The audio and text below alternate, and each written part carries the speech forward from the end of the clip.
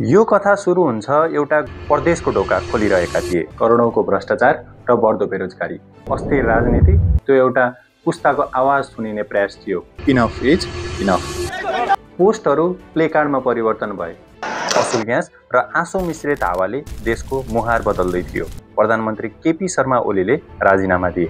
यो अराजकतामाथि एउटा नाम उड्छ, सुशीला कार्की। तर केही जमातले ठूलो प्रश्न अगाडि सारेका छन्, के साँच्चै केही बदलियो त?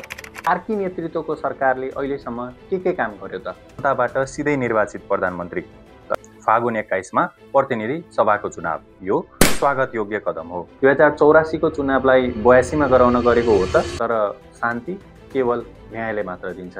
कागजमा त सुधारका अक्षरहरू कोरिएका छन्। अनावश्यक खर्च काट्ने घोषणा गरे, मलाई सिधा इमेल गर्नु। पहिलो पटक मन्त्रीले नै जनतालाई बोल्न आह्वान गरेका छन्।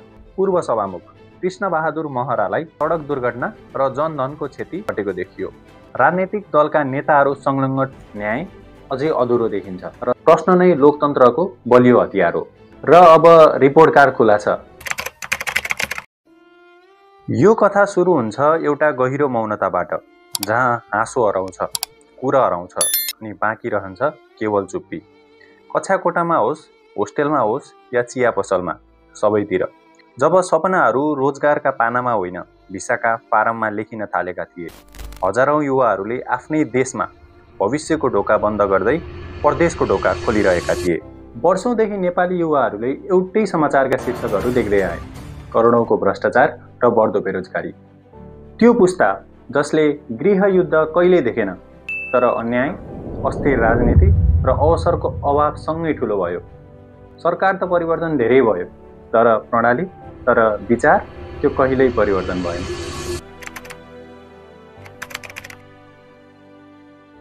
यति हुँदाहुँदै पनि सरकारले अन्तिम स्वतन्त्र मञ्च सामाजिक सञ्जाललाई समेत नियन्त्रण गर्ने प्रयास गर्छ। त्यो दिन फेसबुक र अन्य सामाजिक सञ्जाल बन्द हुनु कुनै एउटा एप बन्द हुनु मात्र थिएन, त्यो एउटा पुस्ताको आवाज सुनिने प्रयास थियो, एउटा आवाज दबाउने प्रयास थियो। त्यसपछि सुरु हुन्छ विद्रोह, युवाहरूको विद्रोह, जेन जेट मुभमेन्ट। पूर्वमा झापादेखि पश्चिममा कैलालीसम्म एउटै सन्देश गुन्जियो, अब अति भयो, इनफ इज इनफ। त्यसको बाउको पैसा हो, त्यसको बाउको पैसा लाएर हामीलाई। पोस्टहरू प्लेकार्डमा परिवर्तन भए, ह्यासट्यागहरू मानवीय श्रृङ्खलामा बदलिए। केही घण्टामै फेसबुकको गुनासो काठमाडौँ लगायत देशका विभिन्न ठाउँको सडकको नारा बन्यो। अनि लाखौं युवाहरू भाद्र 23 का दिन सडकमा भरिए। नाराहरू मात्र गुन्जिएन, 70 जना भन्दा बढीको ज्यानै गयो। असुल ग्यास र आँसु मिश्रित हावाले देशको मुहार बदल्दै थियो।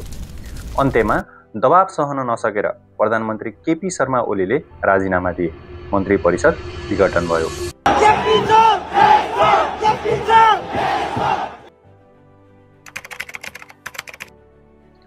त्यो अराजकतामाथि एउटा नाम उड्छ, एक अप्रत्याशित नाम, पूर्व प्रधान न्यायाधीश, एक महिला जसलाई उनको इमानदारी र स्वतन्त्रताको लागि चिनिन्छ, सिद्धान्तकी प्रतीक सुशीला कार्की। उनी अन्तरिम सरकारकी प्रधानमन्त्री बन्छिन् र धेरैको आशा चुलिन्छ।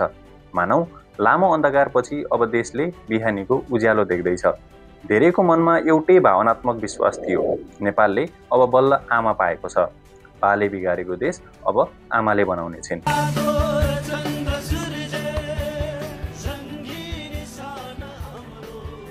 तर केही जमातले ठूलो प्रश्न अगाडि सारेका छन्, कि यो सरकार जनताकै सरकार हो त, कि फेरि पुरानै प्रणाली नयाँ रूप लिएर आएको हो? यो कथा इन्टरनेटमा सुरु भयो, सडकमा लेखियो र अब सिंहदरबारमा परीक्षण हुँदैछ। कार्की नेतृत्वको सरकारले बोकेको थियो एउटै वाचा, जवाफदेहिता र पारदर्शिता। उनको काँधमा कुनै पार्टीको एजेन्डा थिएन, केवल थियो जनताको अपेक्षा, युवाको आवाज र देशको विकास। उनको नेतृत्व पनि आज महिना दिनभन्दा बढी भइसकेको छ। अब प्रश्न उठ्छ, के साँच्चै केही बदलियो त? आज भाषण र नाराभन्दा पर तथ्यमा आधारित रहेर हेरौँ कार्की नेतृत्वको सरकारले अहिलेसम्म के काम गर्यो त? जेन जेटको पहिलो माग थियो जनताबाट सिधै निर्वाचित प्रधानमन्त्री, तर सम्बोधनमा कार्कीले स्पष्ट भनिन्, उनको सरकारलाई संविधान परिवर्तन गर्ने अधिकार छैन। संविधान संशोधनका लागि 2/3 संसद चाहिन्छ, तर अहिले संसद विघटित छ। संक्षेपमा भन्दा उनको सन्देश एउटै थियो, धैर्य राख, प्रणालीलाई मौका देऊ। तर जसले दशकौंदेखि प्रतीक्षा गरिरहेका छन् उनीहरूको लागि धैर्य अब एउटा सपना होइन, बोझ बनिसकेको थियो। उनी भन्छन् सरकारको मुख्य उद्देश्य फागुन 21 मा प्रतिनिधि सभाको चुनाव। मतदाता दर्ता फेरि खुलेको छ र पहिलो पटक विदेशमा रहेका नेपालीले पनि मतदान गर्न पाउने तयारी पनि सुरु भएको छ। यो स्वागत योग्य कदम हो। उनको यो कदमपछि धेरैले एउटै मत राख्छन् कि हामीले यो आन्दोलन 2084 को चुनावलाई 82 मा गराउन गरेको हो त। तर उनी एउटै कुरामा अटल थिइन्, यो प्रणालीलाई एकपटक मौका देऊ। निष्पक्ष र समयमै निर्वाचन गराउन सकियो भने जनताको लोकतन्त्रमा हराएको विश्वास फर्काउन सकिन्छ। मतदाता नामावलीमा दर्ता गर्नुहोस्, राम्रो मान्छे छान्नुहोस् र देश बनाउनुहोस्। जेनजेट आन्दोलनमा ज्यान गुमाउनेहरूका लागि कार्की नेतृत्व सरकारले अनुसन्धान समिति गठन गरेको छ, तर अहिलेसम्म न त सार्वजनिक प्रतिवेदन आएको छ न त दोषी पक्राउने भएको छ। परिवारहरू भन्छन् समितिले सान्त्वना दिन्छ, तर शान्ति केवल न्यायले मात्र दिन्छ र अहिले न्याय धेरै पर देखिन्छ।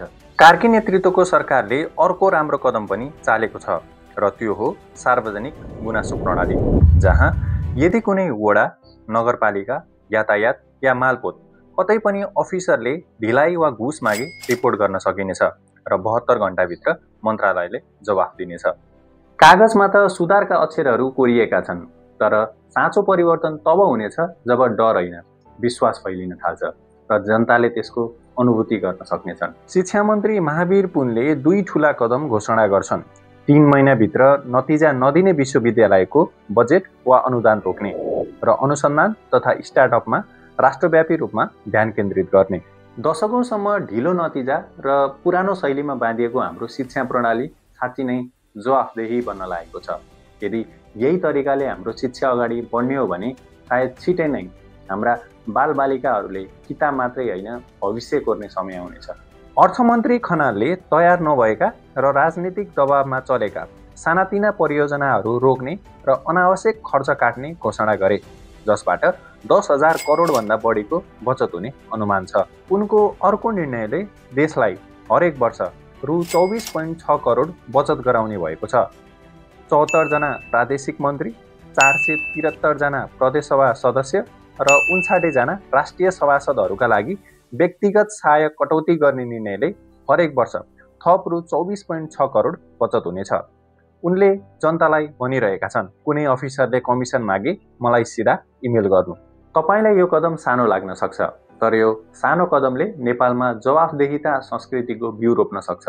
हो, पहिलो पटक मन्त्रीले नै जनतालाई बोल्न आह्वान गरेका छन्, प्रत्यक्ष रूपमा बोल्न। तर हेर्न बाँकी छ, सुन्ने हिम्मत राख्छन् कि राख्दैनन्, जनताको इमेल पढिन्छ कि फोल्डरमै पुरिन्छ। सञ्चार मन्त्री खरेलले मन्त्री बनेकै दिन घोषणा गर्छन्, काठमाडौँ, पोखरा, विराटनगर सहित अरू मुख्य सहरहरूका सार्वजनिक ठाउँमा निशुल्क वाइफाई। र रोचक कुरा के छ भने खरेलकै सहकार्यमा एनटिसीले तिलिचो बेस क्याम्पसम्म 4G सेवा सुरु गरिसकेको छ, त्यो पनि त्यति कठिन भूभागमा। यो 21औं शताब्दीमा जब तराईको गर्मीदेखि हिमालको हिउँसम्म इन्टरनेटको लहर पुग्नेछ, देश साँच्चै जोडिनेछ, विकासको बाटो साँच्चै खुल्नेछ र देश दूरीले होइन सम्भावनाले नापिनेछ। गृहमन्त्री ओम प्रकाश अर्यालले अघिल्ला सरकारहरूका भ्रष्टाचारमा मुछिएका पूर्व नेताहरूको विदेश यात्रा प्रतिबन्धित गर्ने आदेश जारी गर्छन्। त्यसै क्रममा सुनकाण्डमा संलग्न भएको आरोपमा पूर्व सभामुख कृष्णबहादुर महरालाई प्रहरीले पक्राउ गरेको छ। मन्त्री अर्यालले भनेका छन्, कानुन सबैको लागि समान हो, भ्रष्टाचारमा मुछिएका व्यक्तिहरूबाट देशलाई सफा बनाइन्छ। ऊर्जा, जलस्रोत तथा सिँचाइ मन्त्री कुलमान घिसिङले उद्योगहरूले लामो समयदेखि तिर्न बाँकी रहेको विद्युतीय शुल्क तुरुन्त बुझाउन निर्देशन जारी गर्छन्। मन्त्रीको आदेश जारी भएपछि तत्कालै केही ठूला उद्योगहरूले बक्यौता रकम बुझाउँछन्। घिसिङले सडक अवरोध, बाढी, बिजुली चोरी सबैमा आफै निरीक्षण गर्न पनि थालेका छन्। हालैको मौसम पूर्वानुमानले नेपालमा अत्याधिक वर्षा र सम्भावित प्राकृतिक विपद हुने चेतावनी दिएको थियो, तर यसपालि इतिहासमै पहिलो पटक सरकारले अगावै तयारी गरेको देखियो। दुर्गम र जोखिमपूर्ण सडकमा राति यात्रा पूर्ण रूपमा प्रतिबन्ध गरियो। पहिरो पर्न सक्ने स्थानहरूमा डोजर, एक्सकाभेटर र अन्य राहत उपकरणहरू पहिले नै तयारी अवस्थामा राखिए। कडा मौसमी अवस्थाबारे जनचेतना कार्यक्रमहरू सञ्चालन गरिए। फलस्वरूप यो वर्षको मनसुनमा अघिल्ला वर्षहरूभन्दा सडक दुर्घटना र जनधनको क्षति उल्लेखनीय रूपमा घटेको देखियो। 1 महिना बितिसक्यो, सडकहरू शान्त छन्, मन्त्रीहरू व्यस्त छन्। जेनजेटको आन्दोलनपछि बनेको यो सरकार परीक्षणको मोडमा छ। जनताहरूले आश गरेका थिए नयाँ सोच, नयाँ विचार, नयाँ सिस्टम र नयाँ कामको तरिका, र त्यो आशाको धड्कन अहिले निरीक्षणको क्रममा छ। जेनजेटको आवाज स्पष्ट थियो, जनताबाट सिधै निर्वाचित प्रधानमन्त्री, राजनैतिक दलका नेताहरू संलग्न ठूलो घोटालाको निष्पक्ष अनुसन्धान, स्वतन्त्र न्यायपालिका, निष्पक्ष आयोग र पारदर्शी नेतृत्व। 1 महिना बितिसक्दा केही कदमहरू अवश्य नै चालिएका छन्। नयाँ गुनासो हेल्पलाइनहरू, सुधार आयोगहरू र ठूला भ्रष्टाचार प्रकरणमा पक्राउ समेत भएका छन्। तर जरा गढेका समस्याहरू अझै नै छन्। प्रणाली उही पुरानो छ, न्याय अझै अधुरो देखिन्छ र स्वतन्त्र बनाउने भनिएका संस्थाहरू अझै राजनीतिक जन्जालमै छन्। सुशीला कार्कीको सरकार आफ्नो सीमाभित्र रहेर सङ्घर्षरत छ, तर जनआन्दोलनको आत्मा नै के थियो भने यी सीमाहरू तोड्ने त्यो व्यवस्था बदल्ने, जहाँ दिशा प्रणालीले होइन जनताले निर्धारण गर्छन्। हाम्रो भूमिका न त ताली बजाएर राजा बनाउने न त दोष खोज्दै हिँड्ने। हाम्रो जिम्मेवारी हो प्रश्न गर्ने, किन भन्दा प्रश्न नै लोकतन्त्रको बलियो हतियार हो। प्रश्नले नै देशलाई सचेत बनाउँछ। किन यो सरकार बन्यो, के वाचा गरियो, के पूरा भयो? किनभने यदि हामीले प्रश्न गर्न छाड्यौँ भने प्रत्येक क्रान्ति फेरि मौनतामा हराउँछ। र 1 महिनापछि नेपाल 2 बाटोबीच उभिएको छ, भित्रबाट प्रणाली बदल्ने वा इतिहास फेरि दोहोऱ्याउने। र अब रिपोर्ट कार्ड खुला छ, र यसपटक ग्रेड नेताहरूले होइन, तपाईँ हामीले लेख्ने हो।